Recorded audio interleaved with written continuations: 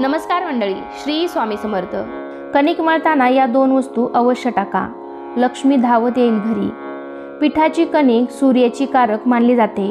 तुमच्या घरात गरिबी असेल, घरात सतत भांडणे व कटकटी होत असतील, समाजात मानसन्मान मिळत नसेल, तर पिठाच्या कणकेचा हा अत्यंत साधा सोपा उपाय तुम्ही नक्की करा।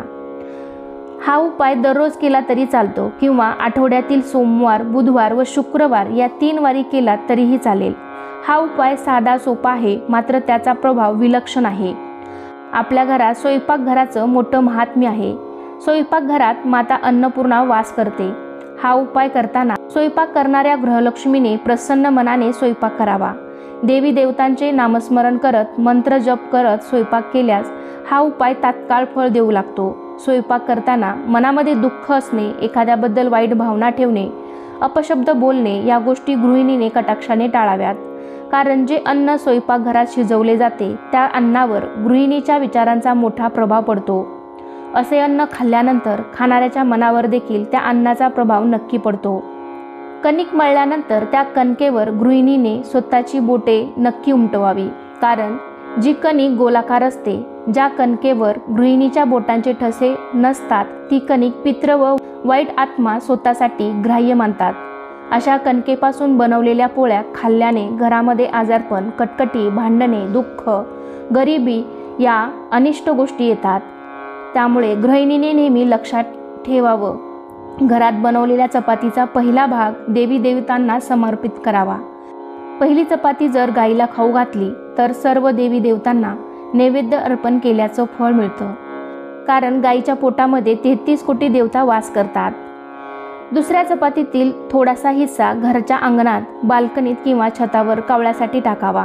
त्यामुळे पित्र प्रसन्न होतात आणि शेवटची चपाती किंवा भाकरी कुत्र्यासाठी काढून ठेवावी। कुत्र्याने ही भाकरी खाल्ल्यास घरातील बाधा, आजारपण, नकारात्मक शक्ती दूर निघून जातात, इडापिडा टळते, शत्रुबाधा होत नाही। या काही नियमांचं पालन करूनच आजचा हा उपाय आपल्याला करायचा आहे। पीठ मळताना त्यात या 2 वस्तू टाकायच्या आहेत। त्यामुळे आपल्या कुंडलीतील शुक्र ग्रह व चंद्र ग्रह मजबूत बनतो। शुक्र ग्रह भौतिक सुखाशी निगडित आहे। घर, वाहन, बँक बॅलन्स, पैसा, ऐश्वर्य या सर्व गोष्टी प्राप्त करण्यासाठी कुंडलीमध्ये शुक्र मजबूत असणं अत्यंत महत्त्वाचं असतं। चंद्र मजबूत असेल तर मन नियंत्रणात राहत समाजात मानसन्मान व पद प्रतिष्ठा मिळू लागते। गृहिणींनो, पीठ मळताना त्यात थोडंसं तूप व चिमूटभर साखर नक्की घाला। या दोन्ही वस्तू शुक्राच्या कारक आहेत। माता लक्ष्मीच्या अत्यंत प्रिय या वस्तू आहेत। या 2 वस्तू शुक्राला मजबूत बनवतात आणि लक्ष्मीची कृपा प्राप्त करून देतात।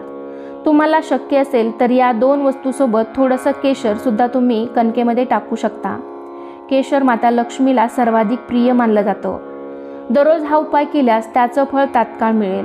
दररोज करणे शक्य नसेल तर सोमवार, बुधवार व शुक्रवार या 3 वारी तरी हा उपाय तुम्ही आवर्जून करावा। सलग काही दिवस हा उपाय करून पहा, तुमच्या घरामध्ये आजारपण, कटकटी, भांडणे, दुःख, दारिद्र्य या गोष्टी नावालाही उरणार नाहीत। श्री स्वामी समर्थ।